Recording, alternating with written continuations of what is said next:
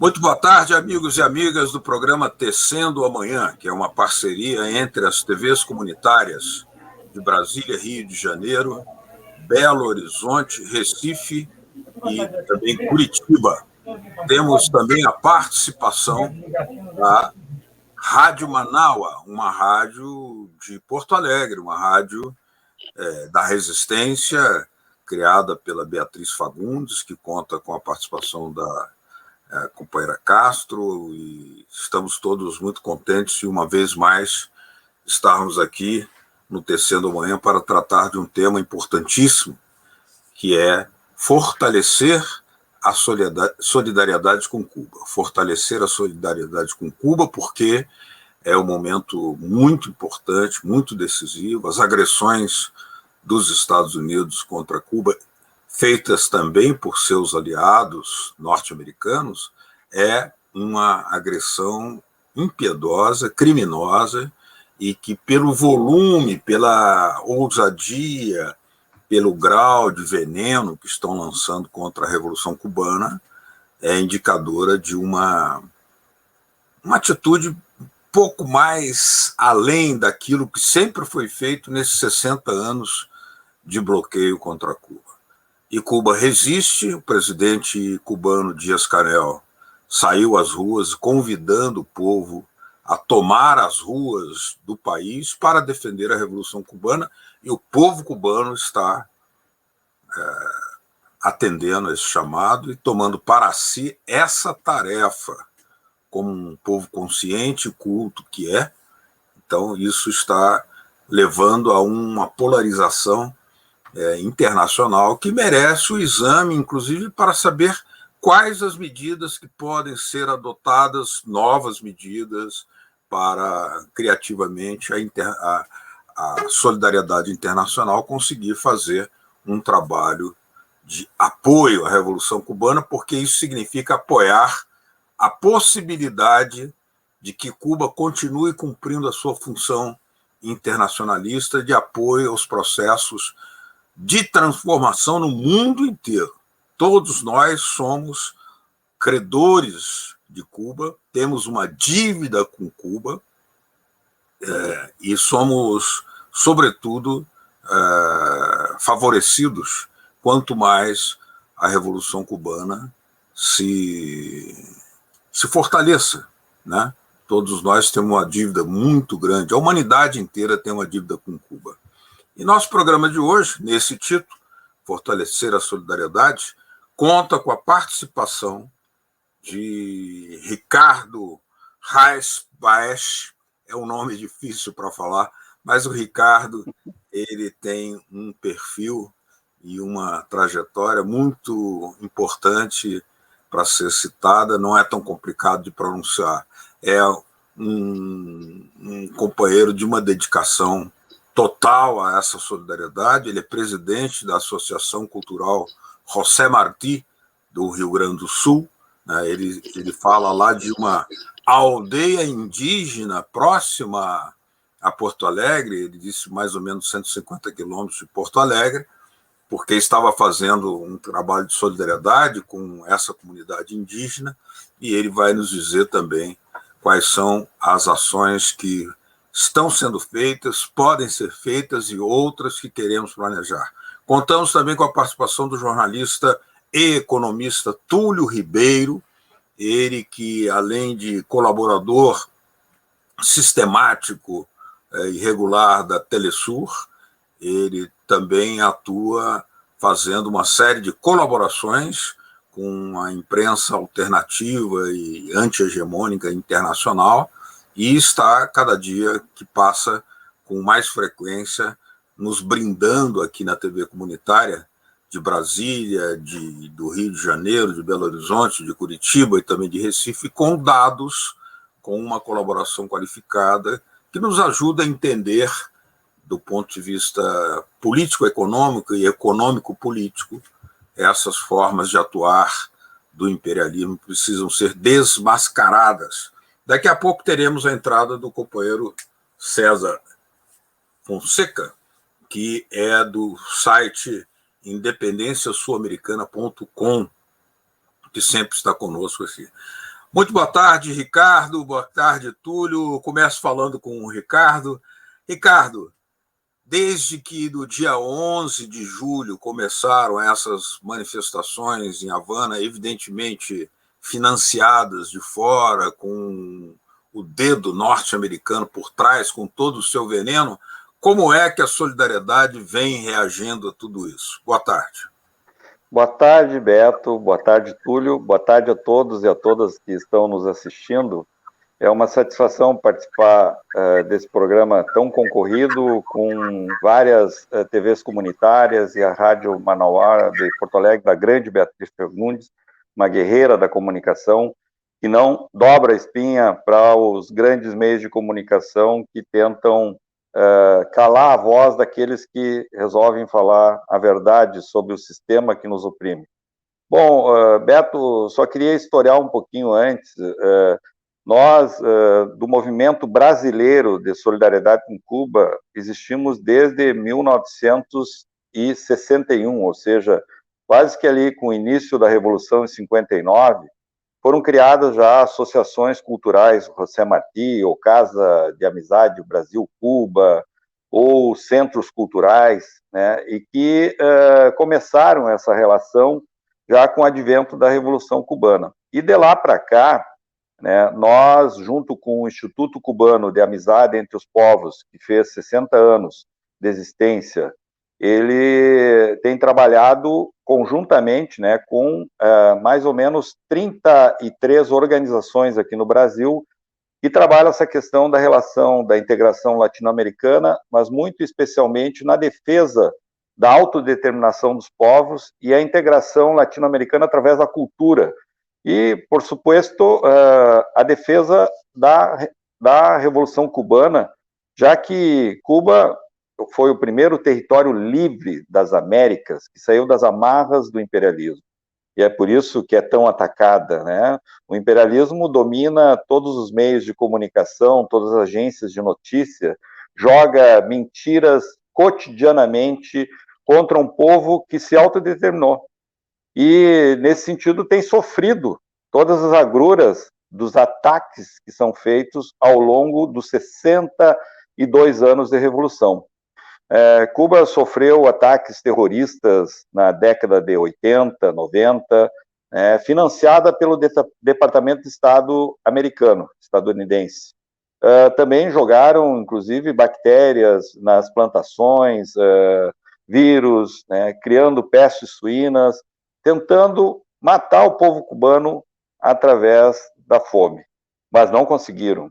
Já se passaram mais de 12 presidentes estadunidenses tentando eliminar a Revolução Cubana e o seu povo.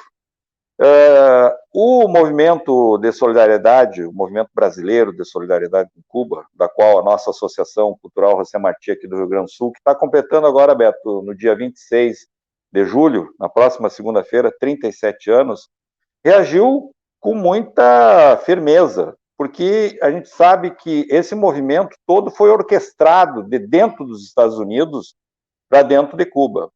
John Biden, que alguns achavam, né, que poderia distensionar, já que ele foi o vice do Obama, implementou uma política mais severa, porque ele manteve as 241 medidas que o Donald Trump editou no seu governo, e que causou ainda mais danos à economia cubana, fazendo com que os voos que existiam, para dar um exemplo, dos Estados Unidos para Havana, nos seus mais diversos aeroportos, foram suspensos. Os cruzeiros, que eram uma grande entrada de turistas dentro de Cuba, também foram proibidos de atracar dentro de Cuba.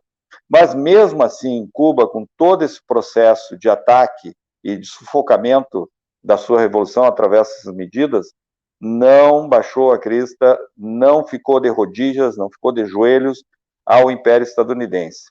E o movimento, de pronto, manteve a sua posição, sabendo que esses movimentos que são feitos, alguns, em alguma medida, podem até ser legítimos em função do agravamento da questão da epidemia, do agravamento da questão da energia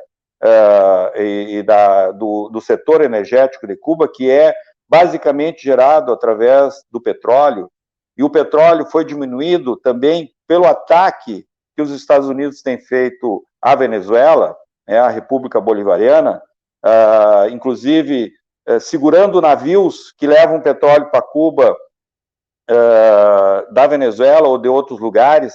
Isso faz com que a parte de energia seja afetada. E Santo Antônio de los Baños, onde apareceu a primeira manifestação, Díaz-Canel, presidente de Cuba, foi conversar com a população. Isso demonstra de que é um outro processo, é um processo realmente sempre em transformação. A Revolução Cubana não é um processo estático. E quem se apavora com esse tipo de situação que ocorre é porque não conhece a construção de um processo socialista. O processo socialista, ele não se dá em si mesmo, ele não permanece estanque, ele está em plena movimentação. E Cuba, muito mais, porque sofre um bloqueio que nenhum outro país sofreu durante tanto tempo, com tantas medidas assim, que são crimes de lesa humanidade. Isso que tem que ser caracterizado. E aquelas pessoas que dizem que Cuba, inclusive aqueles que são contrários à Revolução dentro de Cuba e aqueles que estão instalados nos Estados Unidos, que são os ditos gusanos, que querem anexar Cuba como se fosse Porto Rico, que é um estado anexado aos Estados Unidos, eles não têm moral para exigir alguma coisa de democracia dentro de Cuba. Democracia, como diz o Frei Beto, é distribuir equitativamente a produção que é gerada por toda a população, coisa que no capitalismo isso não acontece. Então, o movimento brasileiro de solidariedade com Cuba já vinha fazendo campanhas de solidariedade, sabendo que Cuba estava sofrendo mais uma dificuldade, por exemplo, para comprar seringas e agulhas para poder imunizar a sua população de forma mais rápida e efetiva. Beto, são 5 vacinas que Cuba está desenvolvendo. Tá? 2 delas já com eficácia comprovada de 92%. Essas 2 estão entre as 5 mais eficazes do mundo. Estão a Pfizer, a AstraZeneca, a Moderna, a Abdala e a Soberana 2. É um feito de um pequeno país de 11 milhões e 300 mil habitantes produzindo as suas próprias vacinas e, mais uma vez, salvando vidas dentro do território cubano e vai salvar vidas fora do território cubano, porque essas vacinas já estão se espalhando. O Irã já está com as vacinas sendo testadas, a Venezuela já está com uma fábrica produzindo a Abdala para proteger a sua população. E nós já compramos, nesse período, desde o dia 22 de abril, quando iniciamos a campanha aqui no Brasil, porque é uma campanha mundial, Beto, não é uma campanha exclusiva do Movimento Brasileiro de Solidariedade com Cuba, que aqui tem a parceria da Associação Nacional dos Cubanos Residentes no Brasil e da Câmara Empresarial Brasil-Cuba, instalada em São Paulo, que é uma parceira de primeira, que tem feito a transação da compra e cedeu também a sua conta e o seu CNPJ para depositarem os recursos e também comprar direto da China, porque é uma forma também de romper o bloqueio, é a compra direto da China, que aqui no Brasil não teria condições de comprar, até porque o Brasil não produz seringas e agulhas suficientes para vacinar a sua população, isso que não está sob bloqueio. Isso que nós já fomos a 6ª economia em termos de PIB do mundo. Hoje nós estamos em 12ª, porque os caras estão entregando todo o patrimônio do país, enfim. E agora, Beto, nós compramos o 2º container de 20 pés, tá, de 335 mil sondas vesicais. Isso é um pedido, né, evidente do Ministério da Saúde de Cuba, porque também são instrumentos insumos hospitalares, insumos médicos que falta em Cuba e que eles têm uma dificuldade de comprar porque o bloqueio não permite. Poderiam comprar a 160 quilômetros da costa, mas o bloqueio impede. E é isso, inicialmente, Beto. Bom, muito interessante isso. Nós vamos voltar a abordar esse tema, mas eu queria ouvir agora também o Túlio, que nos fizesse aqui brevemente uma interpretação, né, da leitura que você fez, Túlio, sobre o comércio exterior de Cuba, os efeitos do bloqueio, como esse bloqueio trava, né, ele realmente tem um efeito prático muito destrutivo para a vida, causando muita privação de determinados produtos em Cuba. Mas o que você poderia nos oferecer, assim, ainda que rapidamente, para ajudar a compreender o contexto da situação de Cuba hoje? Boa tarde, Túlio. Eu agradeço mais uma vez o convite da televisão, da rede da televisão comunitária. Um abraço ao Ricardo, que fez uma belíssima explanação. Eu vou tentar inserir alguns dados que a gente possa completar essa situação, né? Hoje, o maior importador de Cuba é a China, com 427 milhões de dólares. O segundo tem menos que a metade, que é a Espanha, com 126, 125 milhões de dólares. Daí, você já dá para observar como tem uma elasticidade, um mercado tamanho de América Latina se integrar como compradora dos produtos de Cuba. Eu fui buscar alguns dados para colocar e me ative à feira internacional que foi feita em Havana em 2018. Lá, os dados colocavam 532 projetos econômicos que poderia ser investido em Cuba, ou seja, é uma falácia dizer que Cuba não trabalha em cima do seu comércio, em cima da sua atividade. Tinha mais de 300 produtos nessa feira. E existe 500 desse montante de projetos, mais de 45% no Porto de Mariel. Cuba só tem apenas 100 quilômetros do maior mercado mundial, que é os Estados Unidos. Isso é um grande, por si só o porto é um grande negócio. É um grande negócio. Se você olhar economicamente, perceba o que os Estados Unidos faz para não perder Taiwan, que na verdade é chinesa, né?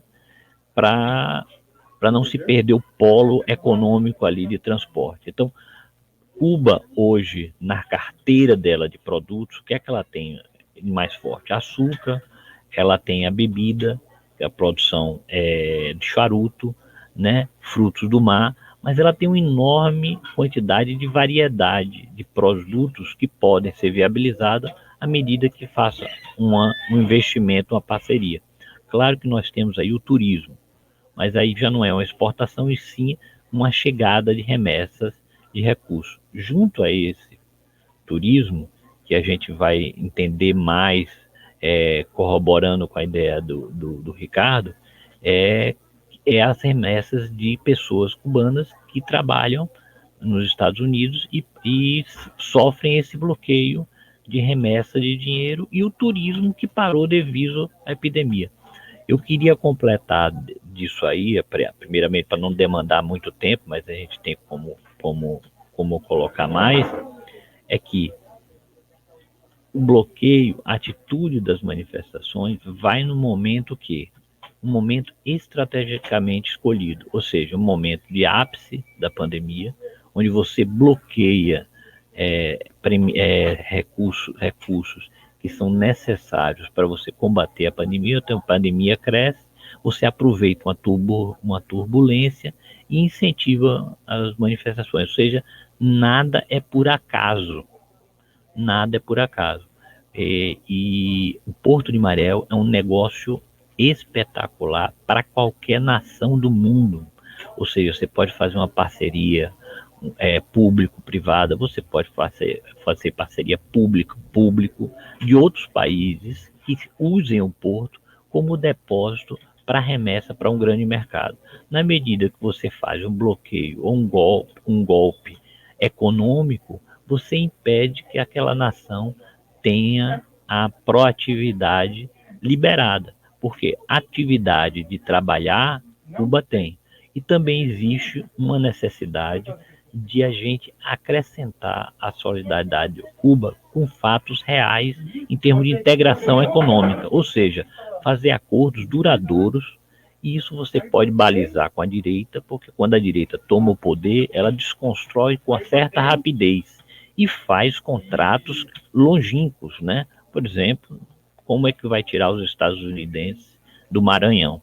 Então, transportando para isso, a gente precisa integrar, e existe um mercado muito ainda demandado via incentivo, porque os grandes importadores de Cuba é a China, do outro lado do mundo, claro que é um grande poder, e o segundo, os ex-colonizadores, que é a Espanha. A gente tem uma posição de melhorar isso, principalmente no México, na Argentina, com a remessa de petróleo e produtos alimentícios, e integrações, parcerias, mas parcerias longínquas, parcerias muito bem contratadas, para que alguma revés em algum país não consiga destruir anos de trabalho. Então, procurei ser mais sucinto aí e devolver aí o comando do programa aí ao Beto Almeida, e estou à disposição para colocar mais dados que façam-se necessário. Acho que o Beto ia botar um vídeo, né? Então, só um minutinho aqui que eu tô... Então eu vou completar e você me dá o ok, né? Então, por exemplo, o México é um grande produtor de petróleo. A Venezuela é uma grande produtora de petróleo, sempre ajudou fornecendo não só Cuba, mas os países em volta. Na Alba, eu me lembro que quando eu fiz meu livro, o Haiti sofreu uma crise e o Chaves fez um financiamento de petróleo para o Haiti em 25 anos. Quer dizer, para um mercado que se paga praticamente à vista, antecipado antes de sair, quer dizer, esse tipo de integração é uma coisa salutar. E o que é que Cuba tem a dar? Cuba tem a dar a vida, que é o grande projeto. Ela tem um avançado sistema de saúde, um avançado sistema de educação, e ela pode devolver o país. Beto, comando com você aí à disposição. Muito obrigado, Túlio. Eu queria voltar então com o Ricardo, para que nós pudéssemos aqui entender mais essas possibilidades do fortalecer a solidariedade com Cuba. O que está sendo pensado, Ricardo? Como é que as pessoas podem participar? Quais as formas práticas de mandar esse material de atendimento médico, né? Além de seringas, daquilo que você já mencionou? Que outras coisas podemos fazer para sermos solidários com Cuba?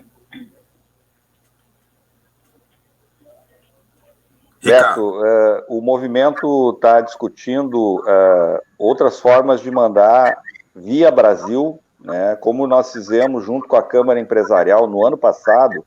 Foram 2 containers aqui do Porto de Santos, até porque o frete daqui é muito mais barato, né, do que um frete indo lá da China, né? Então, se a gente tem condições de comprar aqui materiais de limpeza, por exemplo, e de higiene pessoal, como foi feito no ano passado, e também materiais hospitalares de outro tipo, que não sejam seringas e agulhas, e alimentos também, né, Beto? Nós vamos fazer uma campanha a partir de agora, inclusive tem a relação com o próprio Movimento Sem Terra, que é extremamente solidário com Cuba, agradecendo toda a formação que eles tiveram de vários integrantes que fizeram medicina, fizeram veterinária, fizeram agronomia, né, fizeram educação física lá no território cubano, de graça, pago pela Revolução Cubana, pelo povo cubano. Por isso que se diz,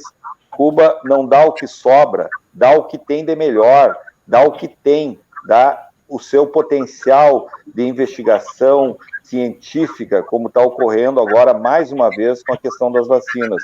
Então, Beto, o nosso desafio, o primeiro político, é fazer a campanha cada vez mais acirrada contra o bloqueio a Cuba. O mundo disse não ao bloqueio já 29 vezes nas Assembleias Gerais da ONU. A última, que foi agora em junho passado, foram 184 países. Só 2 votaram contra, que é os Estados Unidos e o seu satélite árabe, o Estado Sionista de Israel. E o Brasil, junto com a Colômbia e com a Hungria, se abstiveram. O Brasil deu as costas, dessa vez, com o genocida de plantão, desconhecendo todos os feitos que Cuba fez para o Brasil através do programa Mais Médico, que salvou muita vida. A Colômbia deu as costas pelo acordo de paz que foi feito em Havana entre as Farc e o Exército de Libertação Nacional da Colômbia, acabando com uma guerra, né, que era mais de 50 anos. A Hungria deu as costas depois de Cuba ter tratado 26 mil pessoas vítimas do acidente de Chernobyl, do crime lá de Chernobyl. Então, assim, nós vamos intensificar a campanha tanto da questão do bloqueio, que é fundamental, que todos os progressistas, seja de direita, seja de esquerda, o bloqueio não tem justificativa. Ele é uma coisa que não pode acontecer em pleno século XXI, mantido há 61 anos. Então, essa é a tarefa principal do movimento brasileiro de solidariedade com Cuba e todos aqueles e aquelas que professam realmente uma humanidade onde a fraternidade e o amor imperam.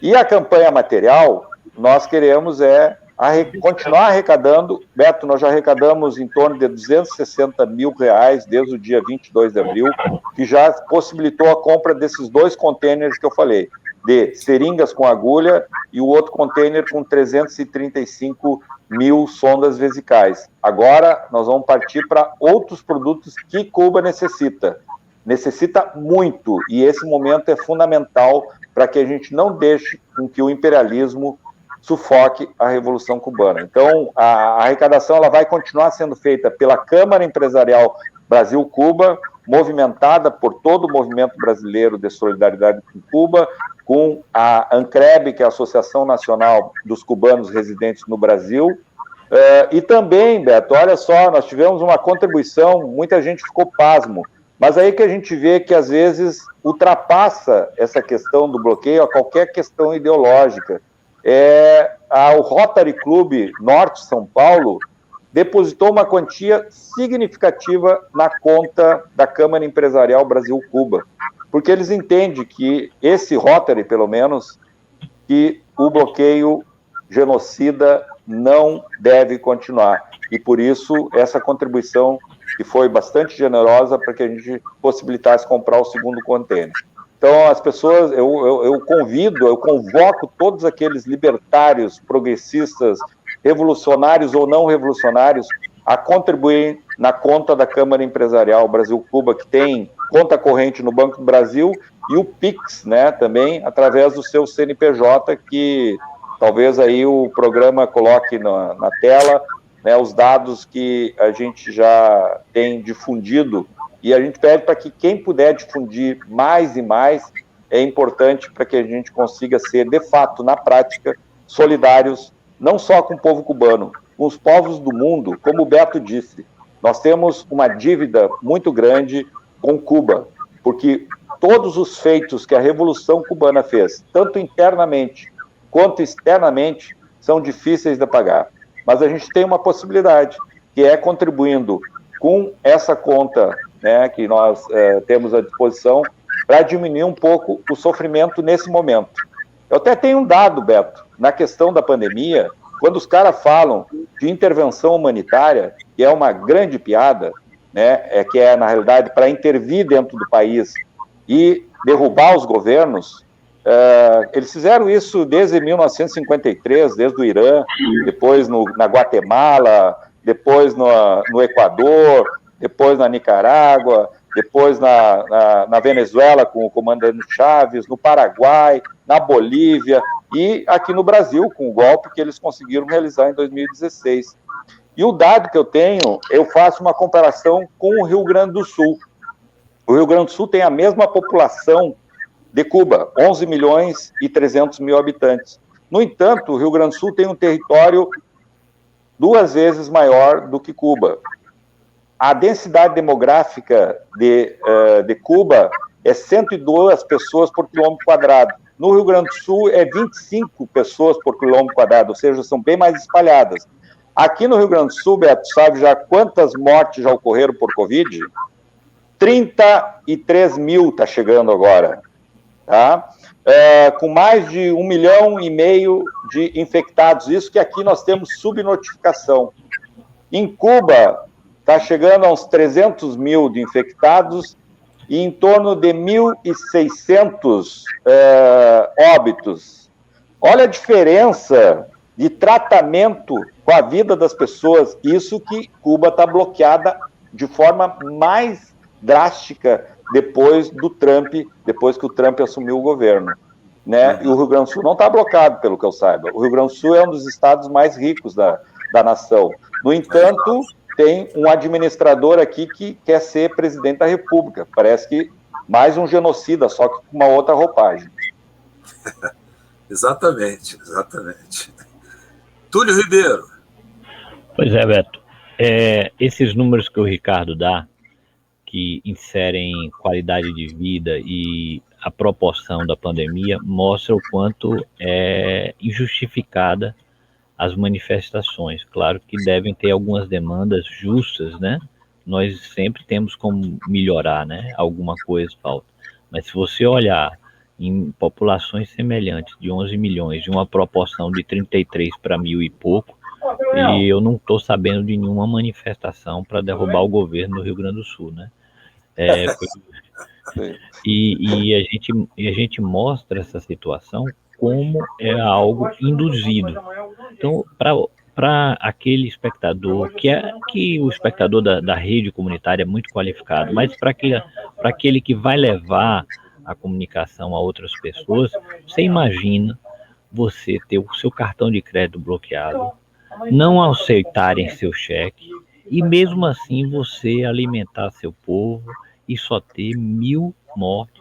Qualquer morte é inaceitável, mas ter 1.000 e poucas mortes diante de uma proporção mundial, como no Brasil, de 550, 540 mil, né? Quer dizer, é um problema de gestão de forma alguma. Pelo contrário, existe eficiência de gestão para você resolver as coisas. Esse trabalho que faz a Câmara Cuba Brasil e as pessoas que são voluntariamente administram isso e aquelas pessoas que doam, na verdade você está doando para manter vida. E na verdade, Cuba não deve.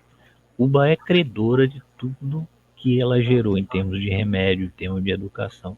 Eu sou um exemplo de um doutorado, outro pode ser exemplo de uma graduação. Quantos médicos e quantas vidas foram salvas diante da tecnologia do que saiu de Cuba. Agora, você tem uma ilha com a geografia que você não tem muita energia, tudo é mais difícil. Então não é questão de eficiência. Agora, essa situação se mostra de uma forma estrategicamente induzida. Você junta vários fatores e você tenta fazer algum alarde.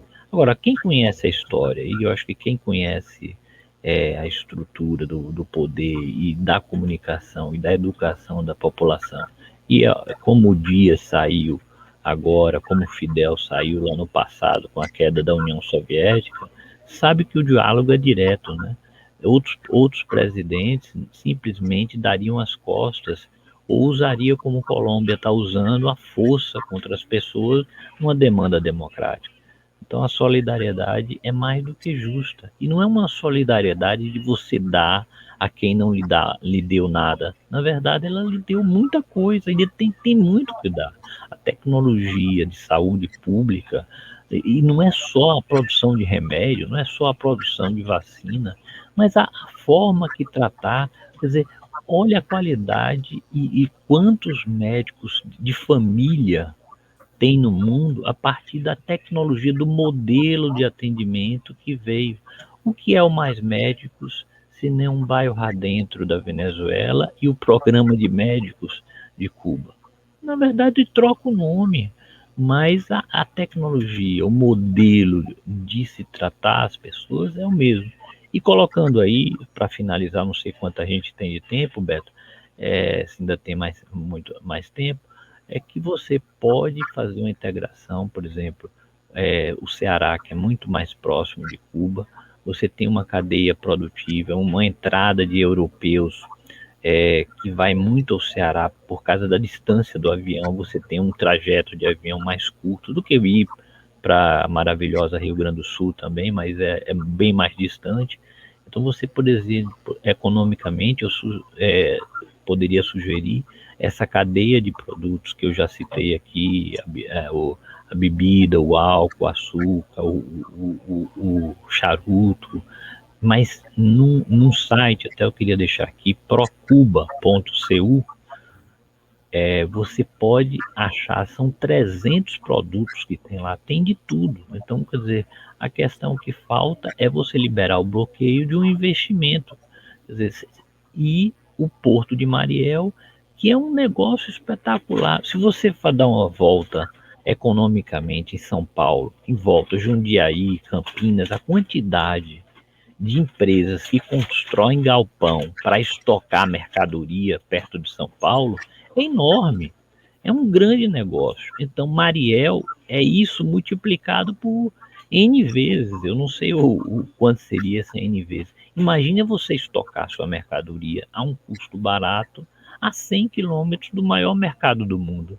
Então, economicamente, você falar que Cuba não tem viabilidade econômica é você dar as costas para os livros de economia. Eu não estou nem fazendo uma abordagem como o Ricardo fez, que é mais ampla, né? Que é mais ainda aprofundada. Mas economicamente existe uma viabilidade e Cuba tem uma condição de fazer parcerias. A questão é que se você transporta para Cuba e você passa num porto de Cuba, você não pode mais aportar num porto de Miami.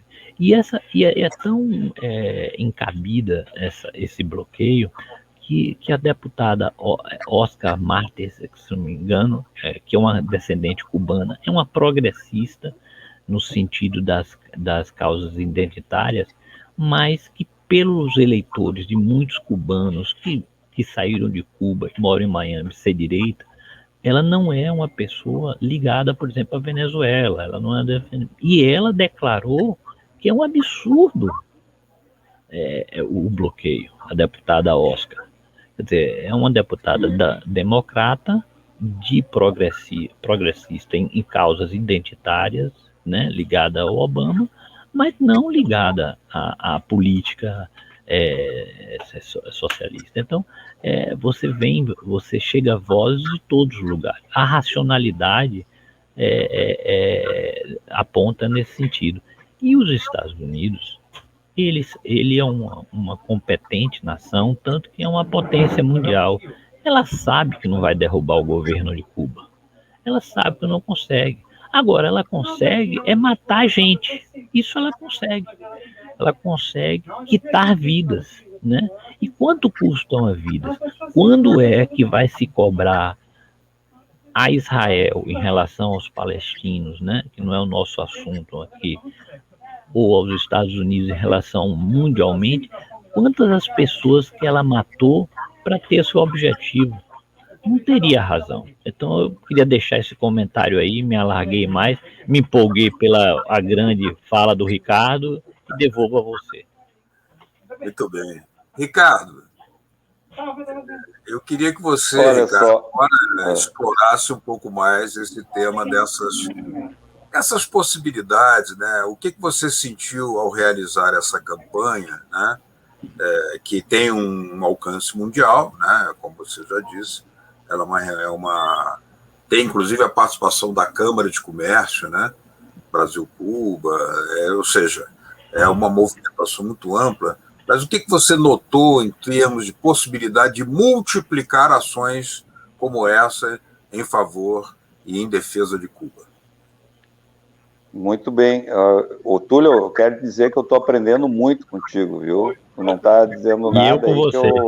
E eu com você. Isso é muito bom, porque a gente está trocando muito aí. Eu acho que o Beto está nos proporcionando levar muita coisa aí que fica, né, subsumida, que a grande, né, mídia não vai fazer nunca isso. A gente não pode ter ilusão, porque não existe democratização nos meios de comunicação no Brasil e no mundo afora. As TVs comunitárias que fazem isso, as rádios manual, como a de Porto Alegre, enfim, tantas outras rádios comunitárias que tentam romper um pouco esse bloqueio. E só para dar mais um exemplo, Beto, antes de eu entrar nessa questão da campanha, de aprofundar mais ela, eu tentei, quando nós iniciamos a campanha, iniciamos com a minha conta pessoal, porque a gente não tinha nenhum CNPJ à disposição, e foram depositados em torno de R$140 mil em 20 dias na minha conta. E aí o pessoal começou a me assustar com a história do COAF, né, que a Receita Federal iria bater na minha porta, enfim.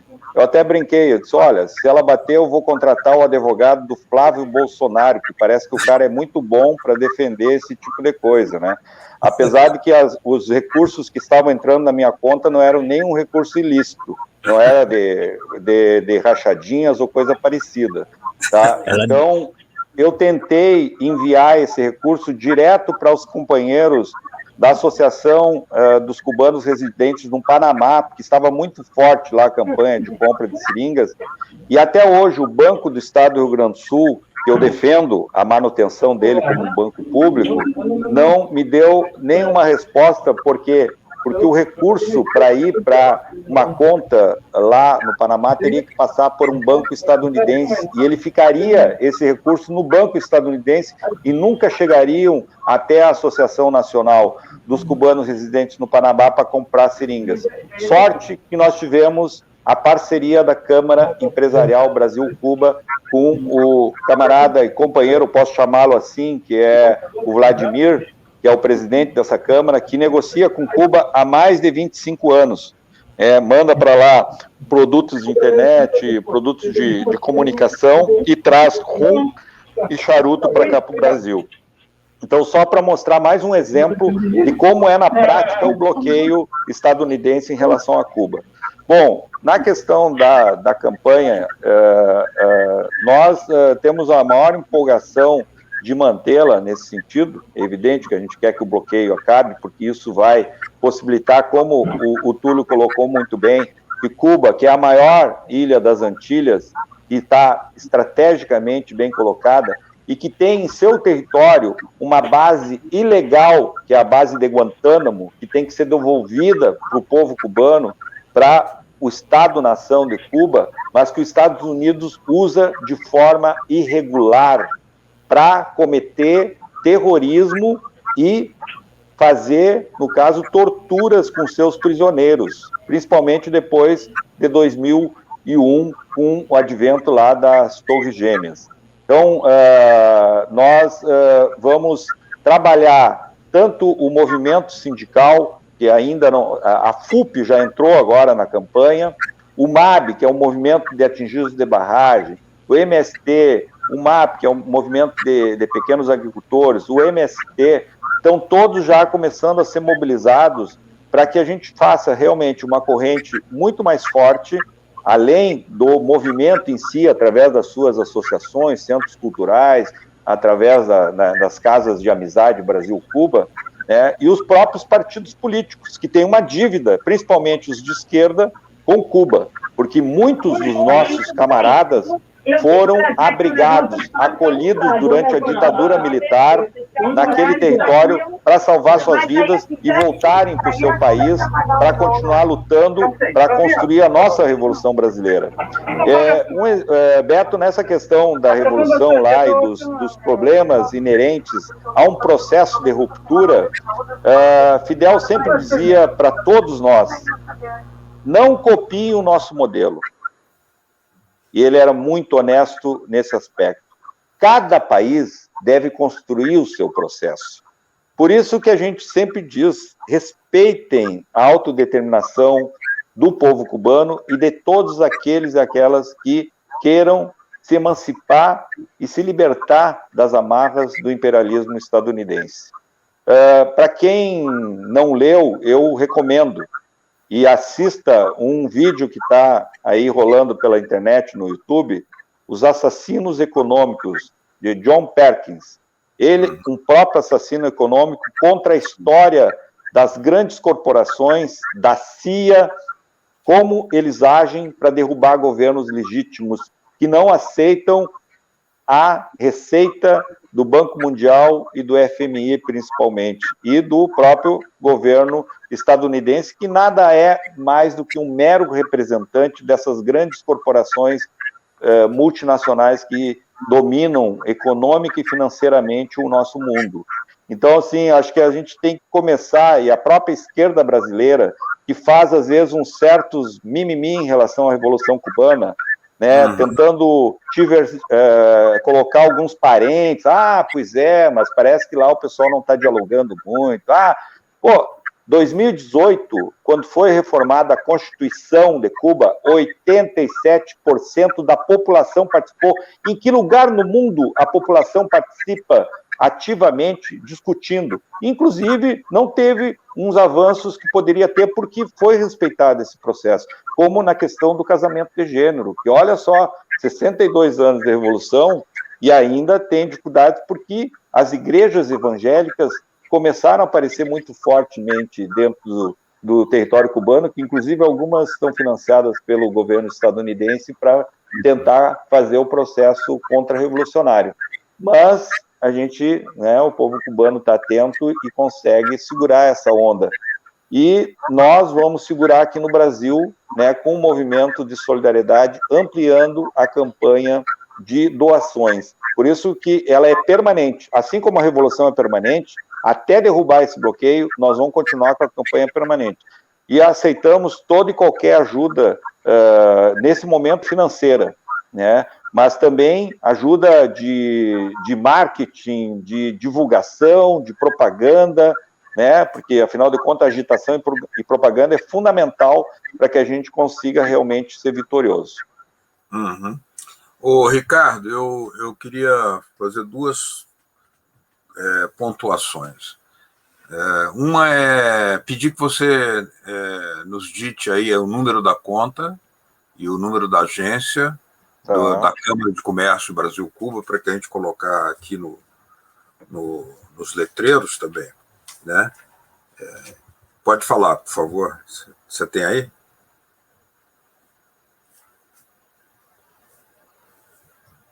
E parece que houve uma queda de imagem do Ricardo, está no interior do Rio Grande do Sul, numa aldeia indígena Guarani, Então ele deve estar tendo alguma dificuldade aqui, mas vamos seguir aqui. A ideia a ser colocada para o Ricardo é fazer uma nova plenária da Convenção Nacional de Solidariedade a Cuba, porque surgiu um momento extraordinário. O momento é especial, o ataque é furibundo, o ataque é impiedoso do imperialismo. Então, urge fazer alguma coisa absolutamente nova, aumentando aí nacionalmente a articulação das forças que são solidárias a Cuba. Venho de ser só de mas todos aqueles que tenham boa vontade, honestidade, compreensão humanitária dessa causa também, com a Revolução Cubana. Mas a ideia é essa: realizar urgentemente uma nova plenária dos movimentos de solidariedade, da Convenção Nacional de Solidariedade a Cuba e também dos partidos e centrais sindicais. Todos os partidos e todas as centrais sindicais que são devedores, evidentemente, todos nós somos devedores de Cuba, né? Todos nós temos uma dívida para com Cuba, porque quando tem um médico cubano que foi formado em Cuba, trabalhando no interior da Bahia, como lá em Mansidão, o doutor Leandro Bertoldi, aquele médico é a presença dos recursos do povo cubano que não puderam ser sustentados pelo orçamento brasileiro. É o orçamento de Cuba quem formou, né, quem sustentou, quem financiou um médico dessa natureza para salvar vidas de brasileiros no interior da Bahia. Então, nós temos uma dívida com Cuba. Então, nesse momento, a ideia é essa: realizar a curto prazo, urgentemente, uma plenária nacional de solidariedade a Cuba, para que a gente defina outras ações programáticas, ações concretas, como essa de mandar seringas, mandar luvas, mandar aparelhos médicos, e isso da forma que for mais viável, porque sabemos que o bloqueio também dificulta de alguma maneira que isso se realize. Mas existem, como já foram enviadas aí, grandes quantidades, grandes containers com esses materiais, como relatado pelo Ricardo Reisbart, a gente pode fazer isso mais. E eu perguntaria ao Túlio como é que imagina essa ação, né, renovar, ampliar e fortalecer essas ações de solidariedade, talvez, inclusive, contando com governos estaduais, né, que são solidários também a Cuba e que podem, por exemplo, tentar importar medicamentos de Cuba, né, diante aí da gravidade, e é o que está sendo feito, né, pelo Irã, que está comprando vacina cubana, que pela Venezuela, que também está comprando e produzindo vacina cubana lá em território venezuelano, que isso também pudesse ser ampliado para os governos progressistas estaduais no Brasil e que ajudariam muito também isso. O que você acha? Eu concordo plenamente com sua ideia. Eu acho que duas coisas que você falou me chamou muita atenção. A gente deve a Cuba a ajuda de saúde pública, do modelo de saúde dos médicos que saíram. Quando você se beneficia de um médico, de um conhecimento, é um benefício que não se estanca. Não é aquele produto que você compra e degusta e você acabou a degustação. Então, a saúde, ela se multiplica em benefício. Os governos, todos os governos brasileiros tiveram mais médicos aqui.